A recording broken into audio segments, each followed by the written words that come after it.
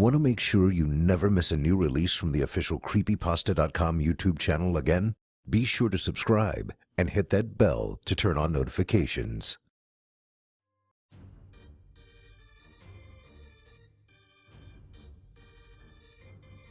What Happens When We Try to Calculate a Madman's Thoughts by One King Beats. It was a miracle. Dr. Randleman had done it. He had made thoughts visible. His achievement, a numerical calculation of images and emotions. Dr. Randleman was a genius, known throughout academia as a prodigy among prodigies. Attending Harvard at 15, he graduated 5 years later with a master's in both cognitive psychology and computer engineering. This put him on the path to greatness. He was very outspoken and promised results. He boasted to the tabloids once, "Someday soon I'll make something unimaginable." 1, 2, 3 years passed, and nothing came about. Everyone eventually moved on to other breakthrough promising scientists, one being Dr. Ingram in Germany. He discovered a new way of processing light into energy by compressing the photons to such a point that the light would become solid. The amount of energy in one of the coin-sized glowing light batteries could power a computer indefinitely. His most recent invention, Model 2197, was now being implemented in voluntary companies.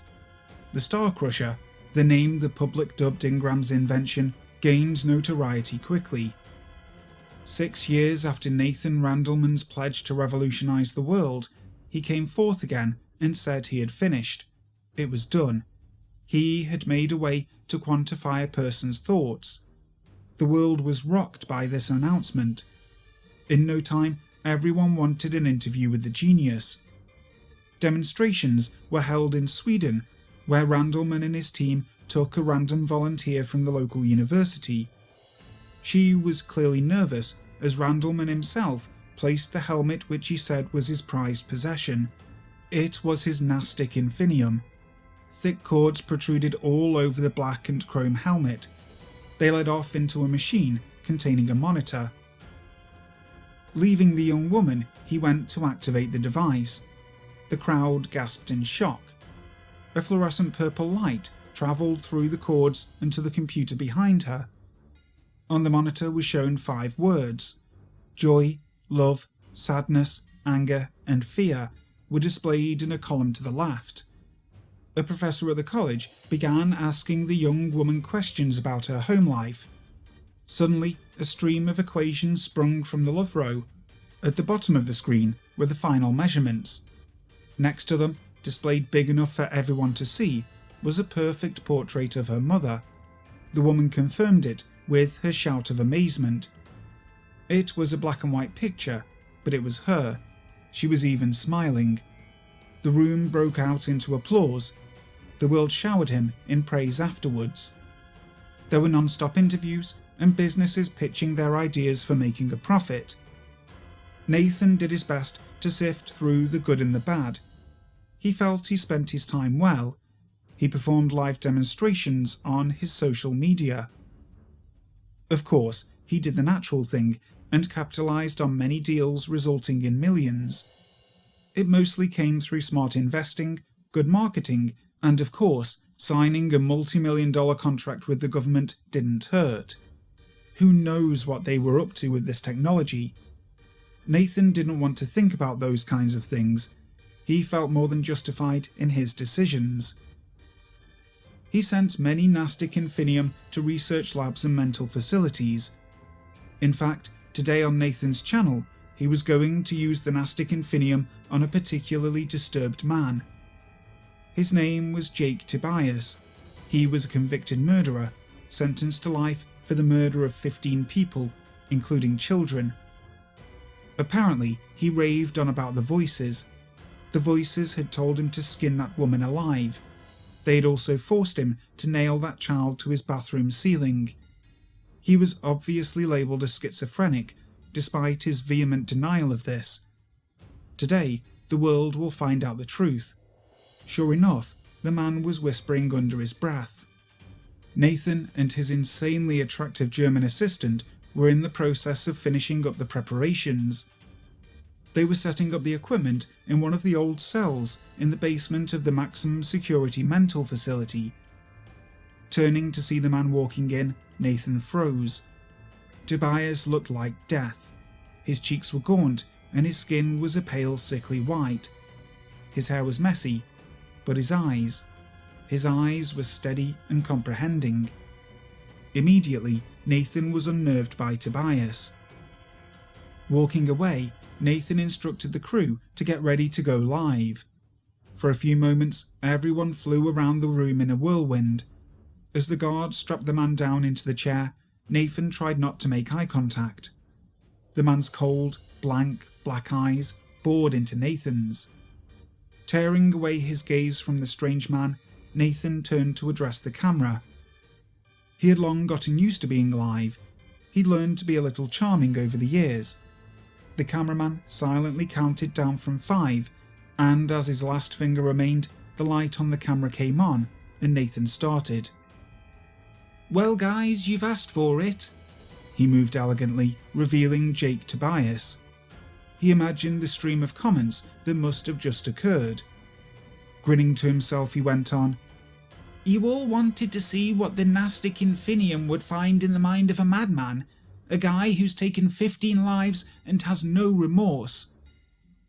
Heading off to the controls, Nathan turned on the machine. The camera panned across the screen. One by one, the 5 emotions it could detect appeared. The stream could still hear Nathan's voice. "Without further ado, ladies and gentlemen." The facility's psychologist began.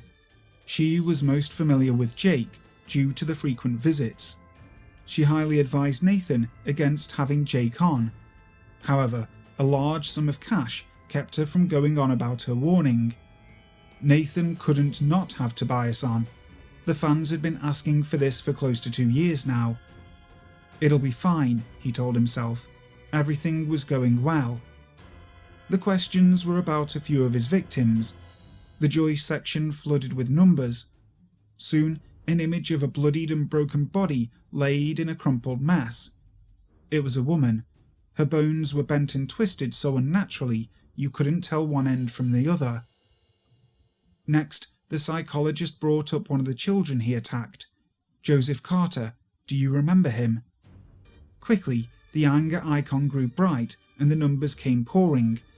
The sight of this kid being tortured flashed on screen. In a few seconds, the image faded. Nathan had predicted all these things, so why was he still uneasy? He couldn't explain it, but he had a feeling about this guy. Maybe he was just buying into the hype. Looking back over at the man recalling memories, Nathan decided to reserve judgment until the end. Besides, he thought, the part everyone's been waiting for was fast approaching. After a few more deliberate questions, she had finally arrived at the voices. She was physically nervous, licking her lips several times and stroking non-existent hair out of her face. She cleared her throat and licked her lips once before asking, "Who were the voices you hear?" Nothing happened immediately. The silence grew as everyone's imagination went wild, trying to anticipate what was next. Slowly, the anger icon shone dim, then joy glowed softly, then sadness, then fear. Nathan knew he should switch off the machine. He knew this wouldn't end well, but he just stood in surprise at what was happening. Crimson numbers appeared randomly all over the screen. The display filled up with red numbers. In no time, the screen was all red. The image flicked to a landscape. It was grey and desolate. The sky was black and a couple of mountains stood off in the distance. What was most frightening was the thing smiling back. The creature was jet black and had skin that resembled leather. Metal spikes protruded out of every part of his body. Its eyes gave off the most evil, cold feeling. The room seemed to fill with its presence. Reaching out with a bloody finger, he tapped on the glass of the screen from the other side. One of the assistants proclaimed obviously, "That shouldn't be possible." At the words, the creature's black eyes shined, tapped the screen again, scanning the room to find whatever it was looking for. It smiled at one assistant standing off in a corner. The look on her face was one of utter fright. The monster grinned, revealing 3 rows of jagged, bloody, yellow teeth. The being made a cutthroat motion while looking at the young woman. A second or two passed without anything happening. Suddenly, the woman fell. Once on the ground, a huge spray of blood shot from her mouth. The people nearest to her bent down to check her vitals. Someone called a medic. She was already gone. It didn't take an expert to see her eyes were lifeless. The room froze as the creature looked around for its next victim. Its gaze landed on Nathan. Its grin was larger than before. If this thing had ears, the corners of its mouth would be touching both. It gestured this time towards its chest. Almost instantly, Nathan felt his inside shifting. Pain abruptly shot through him. He ran towards Tobias. Grabbing the cords of the Nastic Infinium, he pulled it off and flung it to the other side of the room. Something was wrong. The pain was still destroying Nathan's insides. He fell to his knees in agony. Eyes watering, Nathan looked up at the still working monitor. The dark, grotesque visage smirked back at him. He could see the thing mouthing the words, "See you soon."